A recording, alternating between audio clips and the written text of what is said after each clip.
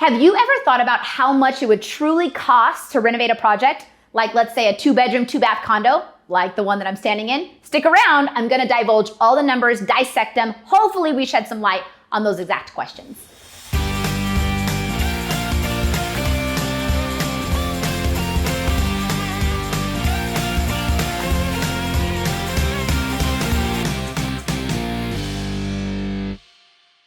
Okay, so for the property that I'm currently standing in, I am in Las Vegas, Nevada, where I just locked up this condo. It's a 2-bedroom, 2-bath, a little over 1,000 square feet, and it needed a complete gut job. So what does something like that look like? Step 1, demo. It's demo day, baby. You see it all the time on HGTV, but it's the truth. How much is it gonna cost to get a crew in here and take everything out to include, on this specific project, popcorn ceilings? So not only ripping out the cabinets, but also stripping the popcorn ceilings, retexturing, all that good stuff.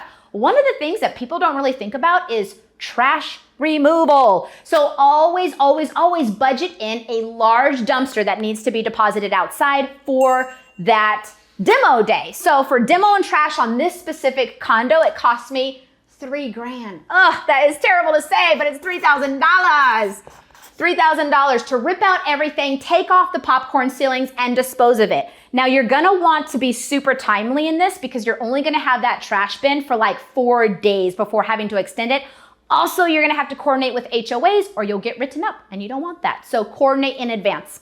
After that, I always call the electrical portion the Swiss cheese portion. So before I do anything else, I want my electrician to come in, cut holes everywhere that I want to add electrical lighting is actually huge, especially in this project. This may be something that you can sidestep. There was no way that we could sidestep that in this particular condo. It was so dark. So we added a bunch of LED can lights. I've also added pendant lights and some seating areas. I'm gonna make it super nice. Remember, I'm trying to command a very high-end rent here. So you gotta think about who you're trying to target, your target audience.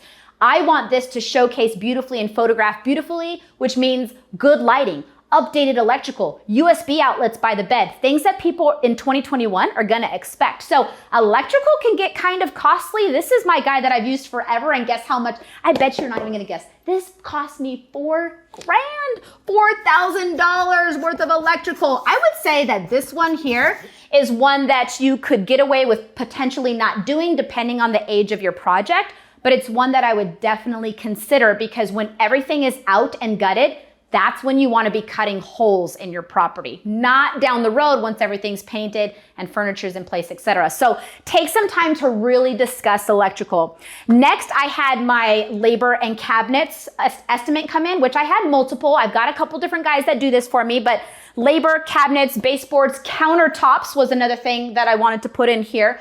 What is all of the accumulative stuff gonna cost me for you to place it in my property? This one's gonna be a big one. It cost me $16,000 and on average about 2 to 3 weeks.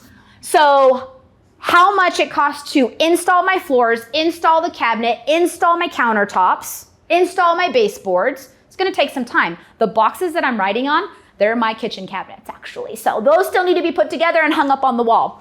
Next, you always have to factor in the material. Now, this is where people get sloppy because you start to renovate a project thinking about your own needs and your own wants and your own style and your own taste, which may be more extravagant than what the project is commanding. Now, yes, I am trying to get that high-end rent, but there's always gonna be a budget in mind. So we actually researched floors in Las Vegas, and these ones, no joke, are from Lowe's. They had a great deal on them. They're luxury vinyl plank. They're gonna last me forever, and that's kind of the concept. When I renovate this project, I want it to be done for years. I don't wanna touch it. I want it to be done. So luxury vinyl plank throughout, nice cabinets for my kitchens, quartz countertop, pretty much indestructible, backsplash, some stone on my fireplace. This place is gonna look amazing. So my materials all in all are gonna cost me about $4,000.